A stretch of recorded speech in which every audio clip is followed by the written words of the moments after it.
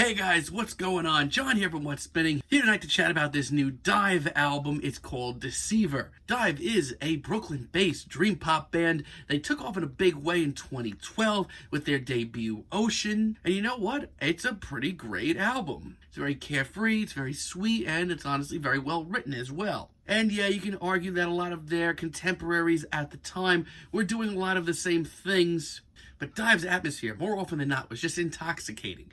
Now, I did think that their follow-up album, Is R, was a little overblown. There were a lot of great tracks on here, for sure, but I don't know if I needed over an hour of material from them at the time. Now, these new singles have been much darker, much grittier, and just very different for DIIV, and I've been really excited to chat about this thing.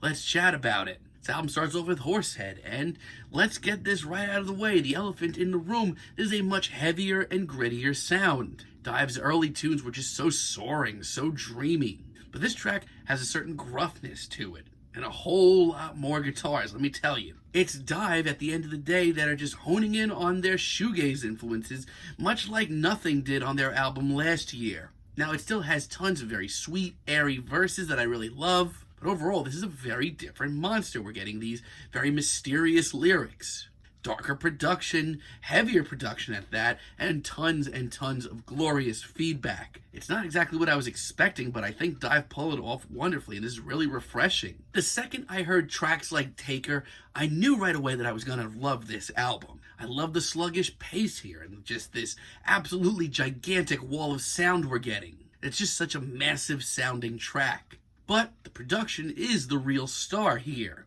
That being said, not only is this like one of the noisiest tracks on the album, this is one of the noisiest tracks I've heard all year of any genre. It just has layer after layer of feedback. It's beautiful. It may be gritty, may be harsh and noisy, but there is a very beautiful underbelly to this that I absolutely love. Blankenship is also seriously very cool. This one practically has some tightly wound post-punk tendencies in a weird way. And that's only made stronger when you realize just how mysterious this track is. It's a very tense track, and every time this one just explodes for the chorus, it actually amps me up. Once again, it's seriously like off the rails for a DIIV track. It's just not something I'm accustomed to, but it's really exciting. It's the wild track from this band that I didn't know that I want.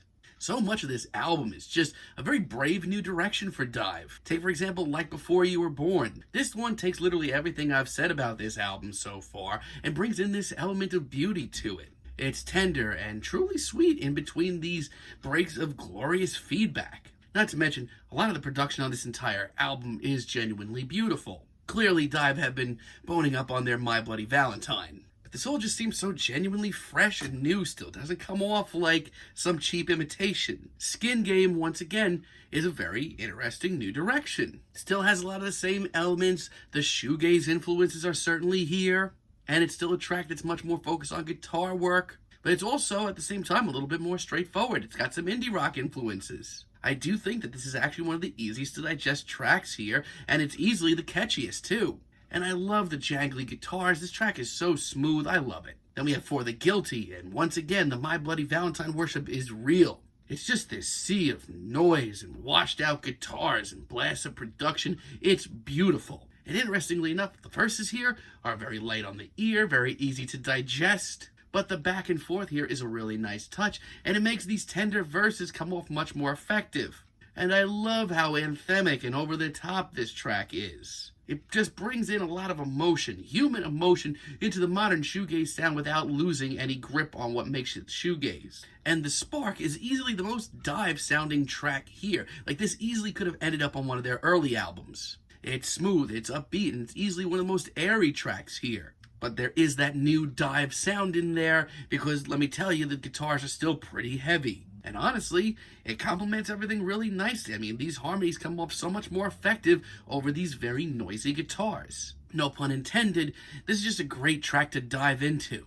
And Acheron, as a finale, is freaking awesome. Now, I will say this, I had my reservations going into this because you're going to find out in a second, some of the slower tracks on here are miserable. Like, it's led to some of the worst tracks here. My lord, this is a freaking fantastic finale. The amount of tension on this track is genuinely stunning. Half of this 7-minute track I spent on the edge of my seat. Here, DIIV really do encapsulate everything that they could possibly do with a slower tune. Just such a brooding track, and there's just such a sense of finality here. It is intense. And Zachary Cole-Smith on vocals just sounds like he's in danger, and my god is it exciting. Pacing is masterful, the production is pristine. Like, this is darker and more intense than I ever could have imagined. So yeah, this is a pretty, actually amazing modern shoegaze album that I didn't expect to like as much as I did.